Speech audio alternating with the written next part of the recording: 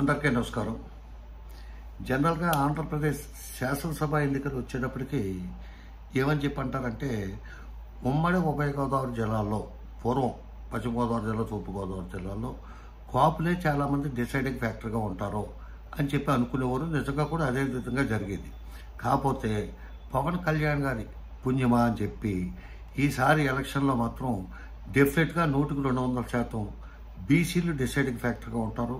అందులో మరీ ముఖ్యంగా సెట్టిబల్జ్ కమ్యూనిటీకి చెందిన వాళ్ళు డిసైడింగ్ ఫ్యాక్టర్గా ఉంటారు. నిజంగా వాళ్ళే డిసైడ్ చేస్తారు కూడా, అందులో డౌట్ లేదు. ఎందుకంటే కాపులంతా కూడా యూనిటీగా అయిపోయి అంతా కూడా జనసేనకి చేసేద్దాం, లేకపోతే ఈ పొత్తుకు చేసేద్దాం, జనసేన, తెలుగుదేశం, బీజేపీ వీటికి చేసేద్దాం, లేకపోతే అంతా కూడా ఐకమత్యం అయిపోయి ఒకే తాటి మీదకి వచ్చేద్దాం అనుకుంటే మిగతా కమ్యూనిటీలు అంతా కూడా వాళ్ళు ఐకమత్యం అయిపోతే మనం చూస్తూ ఊరుకుందాంరా, వాళ్ళు పట్టుకుపోతే వాళ్ళు సీట్లు అని చెప్పి ఉంటారా? లేకపోతే ప్రత్యర్థి పార్టీ వాళ్ళు కూడా వాళ్ళ లెక్కలు వాళ్ళకు ఉంటాయి కదా. ఎప్పుడూ లేని విధంగా చాలామంది సెట్టిబల్జీ కమ్యూనిటీకి సంబంధించిన వాళ్ళకి మంచి అవకాశాలు వచ్చినాయి ఇప్పుడు. అది హర్షించదగ్గ విషయమే డెఫినెట్గా. ఎందుకంటే 2 పార్లమెంటు స్థానాలకు వాళ్ళు కంటెస్ట్ చేస్తారు. అట్లాగే ఏ పార్టీకి అయితే ఈ నర్సపూర్ పార్లమెంట్ కాన్స్టిట్యున్సీకి వచ్చేటప్పటికి కానీ, లేకపోతే ఉభయ గోదావరి జిల్లాల్లో మంచి స్థానాల్లో 2 పార్టీలు కూడా సెట్టిబల్జీ క్యాండిడేట్లు కంటెస్ట్ చేస్తారు. వాళ్ళ వే ఆఫ్ అప్రోచ్ కూడా మారింది. మొన్న ఒక కుర్రోడు ఎవరు పెట్టారో అతను చాలా సభ్యతా సంస్కారవంతమైన ఒక పోస్ట్ చూశాను. ఏమిటంటే, మన పల్లకి ఎవరో మొయ్యర్రా, మన పల్లకి మనమే మోసుకోవాలి, రాక మన వాళ్ళకి ఇలాగ ఎంపీ స్థానం, ఉమాబాలకేమో ఎంపీ స్థానం, అట్లాగే పాలకొల్లు పలానా అతను అని చెప్పి ఏదో చెప్పుకుంటూ వచ్చాడు. ఈస్ట్ గోదావరి పేర్లు అవి కూడా చెప్పాడు. నేను గమనిస్తున్నాను, కానీ అచ్చట పేరు చెప్పలా. అంటే అనుకున్నాను మాట ఇతను వైఎస్ఆర్ సానుభూతి పడ ఉంటాడు అని. కాబట్టి అంతా కూడా సెట్టిబల్జీలు ఎక్కడ నిలబడితే అక్కడ చెయ్యాలి, మనం డెఫినెట్గా మనం ఓట్లు వేయాలి అనే విధంగా చెప్పాడు. అది తప్పులేదు. కమ్యూనల్గా ఎవడు కులానాడు గౌరవించుకుంటూ ఎవడైనా హర్షించవచ్చు. రేపు జరిగింది కూడా అదే.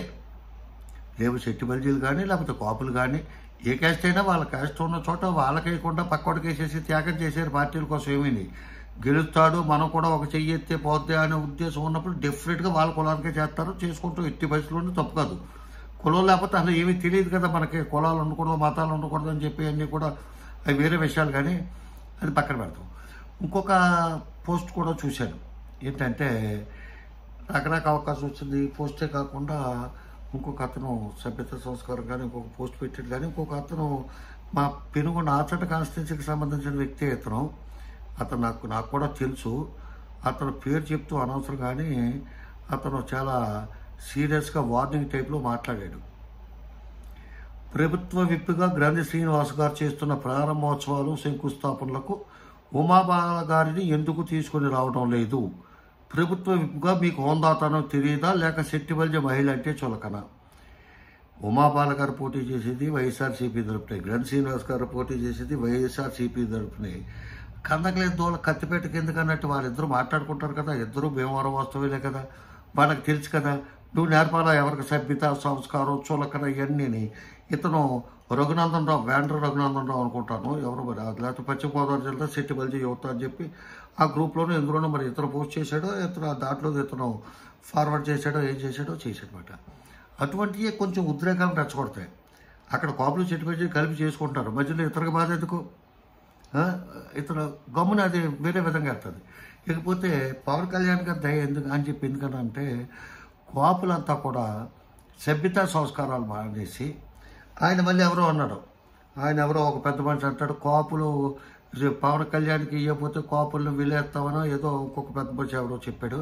కాకపోతే ఏంటంటే, కాపులు ఏంటంటే ఎవరైనా సరే పవన్ కళ్యాణ్ గారి గురించి కానీ లేకపోతే ఈ జనసేన పార్టీ గురించి కానీ ఒక మొక్క మాట్లాడతాడు, కోబడతాడు, ఇదంటే అది వెలివేసేద్దాం, లేకపోతే ఉరి తీసేద్దాం. ఇదే అది ఎవరైనా సరే తిట్టేస్తారు. అది అవతల పక్కన ఉన్నది ఈ ముద్రగడ పద్మనాభ గారు అయితే ఏంటి, లేకపోతే ఈ చేకొండ సూర్యప్రకాష్ గారు అయితే ఏంటి, ఎవడైతే మాకేంటి, కానీ మేము చెప్పినట్టు చెయ్యాలి అంతే.